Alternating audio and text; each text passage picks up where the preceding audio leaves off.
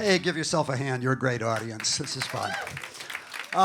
So I'm Jen, and I always wanted to be a comedian. And my friends thought I was funny, and one of them said that I was really lucky because I had a hook. But unfortunately, I'm thinking of having it removed next year.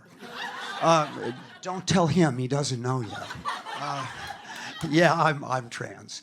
We're very popular right now. We're right up there with French bulldogs and pumpkin spice lattes. It's been very involved though. I mean, I've had facial feminization surgery and a hair transplant. I'm on hormones and reading Judy Blume, and I'm growing a set of boobies that a 13-year-old girl would be very proud of. It really is kind of a trip, though, going through female adolescence at this point in my life. And I'm sure in the next year or two I'm going to zoom straight to menopause and become my mother. But that'll be okay, because I'm really enjoying my life right now. And I can't say that was always the case when I was living as Jen's twin brother, Henry. Because, you see, Jen and Henry had a secret. They were the same person. And consequently couldn't be seen in public together, kind of like Clark Kent and Superman, or Michael Jackson and Diana Ross. And it made for some unique situations. I remember there was one time Henry was seeing this girl, and she was coming over for the weekend, and I was cleaning up the apartment, and I noticed a pair of pantyhose under the bed, and without thinking, I just put them on the dresser. And we had a lovely weekend, and when she was packing up to leave on Sunday, I said, "Hey, Robin, I think you left a pair of your pantyhose here last time." And she looked at the pantyhose, and she looked at me. Oh, you know where this is going. And she said, "Those aren't mine." And not only am I pissed off that you're screwing somebody else, but you're screwing a fat chick. I was the fat chick. Now, it's way better nowadays. I'm out to most of my ex-girlfriends, who most of them were not particularly surprised, and there's sort of a universal agreement that I make a much better girlfriend than I did a boyfriend. Yeah. Now, the one thing that you never ask a trans woman. Does anybody know?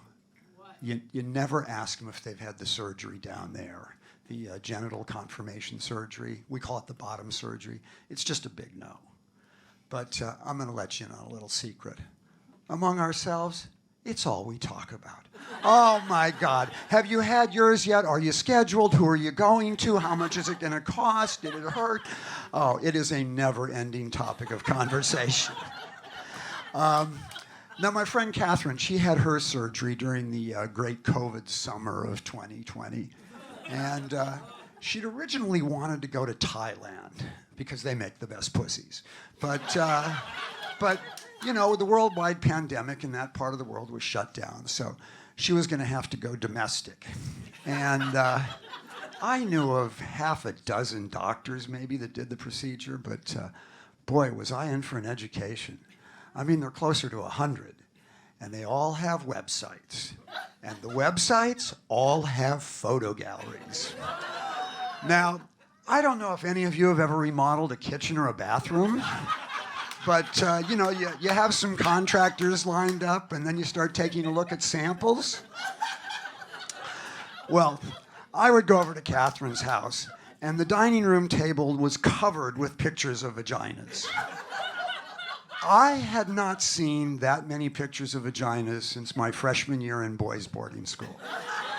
And they were good. I mean, there were a couple I thought were ringers. There was one I was convinced had been a Playmate of the Year, but it was quite a collection to make your pick from.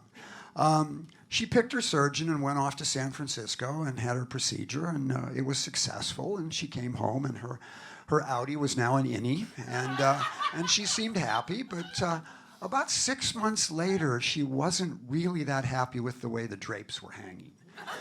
And so she was going to go see this famous Beverly Hills gynecologist to the stars to have a little revision, a labiaplasty. And, at this point, she'd never mentioned any interest in men. I mean, none, absolutely none at all. And I remember saying to her at the time, "Babe, you're remodeling the garage, but you're never going to park a car there." And she smiled. She went off and had her procedure. And then a couple of months later, I did hear back from her, and she told me that she had indeed had a male visitor. And I was intrigued, and I had to ask, how was it? I mean, did the lights work? Did the doorbell ring? Well, the lights worked. The doorbell, not so much. And I said, well, are you going to see him again? Are you having a rematch?